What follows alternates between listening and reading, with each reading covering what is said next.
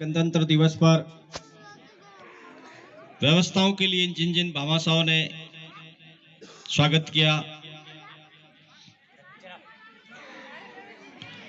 इस कार्यक्रम पर सभी दर्शक एवं माताएं बहनें एवं प्रिय विद्यार्थी साथियों, आज अपन सभी 75वां गणतंत्र दिवस मना रहे हैं। हम सबको ये ध्यान में है कि अपना जो ये भारत देश है बहुत प्राचीन देश है, अति प्राचीन देश है। दुनिया की धरती पर 300 देश हैं। 300 देशों में से सबसे पहले भगवान ने स्वयं ने इस भारत देश को बनाया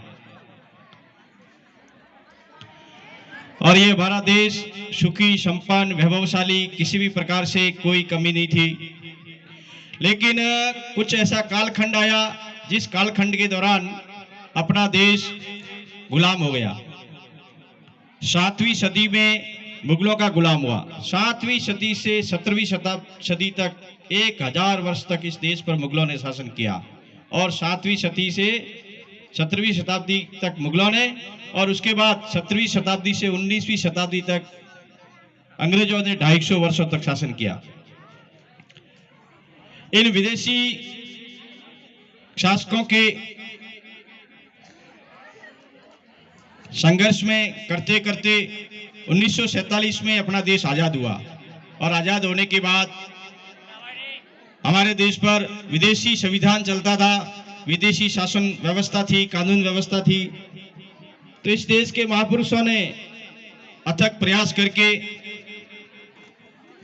अपने देश की कानून व्यवस्था बनाने के लिए काम शुरू किया और लगभग 3 वर्ष, 2 वर्ष 11 माह और 18 दिन में ये हमारा संविधान बनकर तैयार हुआ और 1950 26 जनवरी के दिन हमारे देश में संविधान लागू हुआ। तो हम सबको इतने देश को आजादी को के लिए और हमारा संविधान बनाने के लिए हम सबको कितनी मेहनत करनी पड़ी, हम सब जानते हैं।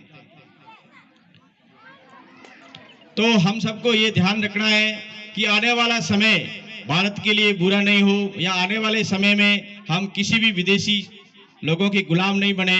इसलिए हम सबको इस दिन को भूलना नहीं है और इस देश की आज़ादी के लिए, देश के संविधान के लिए जिन जिन लोगों ने अपना सब कुछ दे करके देश के लिए बलिदान दिया, देश के लिए सब कुछ सर्वोच्च अर्पण किया, इसको याद रखना है। और वर्तमान समय में हम सबको अपने देश के सामने कुछ चुनौतियां हैं, उन चुनौतियों के बारे में भी हम सबको ध्यान में रखना है। कुछ बातें हम सबको जो हम सब कर सकते हैं, यहाँ पर सभी भैया बहनें, माताएं बहनें और अभिभावक बंधु, अतिथिगण सभी बैठे हैं, कुछ बातें कर सकते हैं, वो हमसे शुरुआत करनी है। 2-3 बातें बताऊंगा। एक तो एक वर्ष में रोज, एक वर्ष में हम सबको एक पेड़ लगाना है, क्योंकि पेड़ के बिना जीवन अधूरा है। कोरोना आया था, ऑक्सीजन के कारण से लाखों की संख्या में लोगों को अपने प्राण गंवाने पड़े, इसलिए साल में एक बार पेड़ लगाना है। एक पेड़, वर्ष में एक पेड़। दूसरा, हम सबको ध्यान में, प्लास्टिक बहुत हो गया है। इस प्लास्टिक के कारण से भारत के अंदर बहुत बड़ा जहर फैल रहा है, ये बहुत बड़ा कैंसर है। इसलिए प्लास्टिक को धीरे धीरे कम करके और प्लास्टिक के जगह हम सबको, जो हमारी दादी माँ कपड़े की थैली का उपयोग करती थी, तो हम सबको कपड़े की थैली का उपयोग करना, प्लास्टिक को नहीं करना। और अगर बाय द वे हमारे भूल से हमारे घर में कोई प्लास्टिक आ जाता है तो उसको बोतल में ठूस ठूस करके भरना। साल भर में 2-3 बोतलें भरती है। जब हम मकान बनाते हैं तो मकान की दीवार के अंदर, उसके दीवार में ईंटों के साथ में उसको सीमेंट में फिट कर दो, तो वो 50 साल 100 साल तक वो दीवार से बाहर नहीं आएगा, तो वो प्रदूषण नहीं फैलाएगा। दूसरा, पर्यावरण, पेड़ पौधे, इसके साथ में जल की समस्या है, तो जल का संरक्षण भी करना चाहिए। जल को भी कम से कम व्यर्थ में जाने देना है, व्यर्थ में बहने देना है। ये सब बातें हम सबको ध्यान में देना।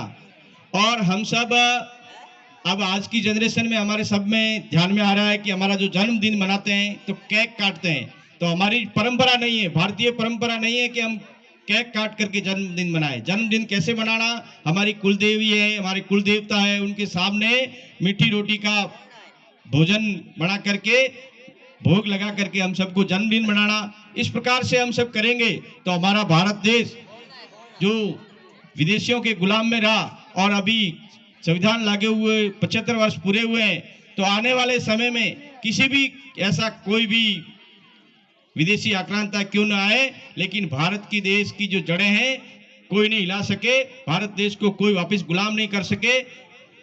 इतना हम सबको ध्यान करना है। आज के इस अवसर पर इतनी बात कह करके मेरी बात को पूरी करता हूं।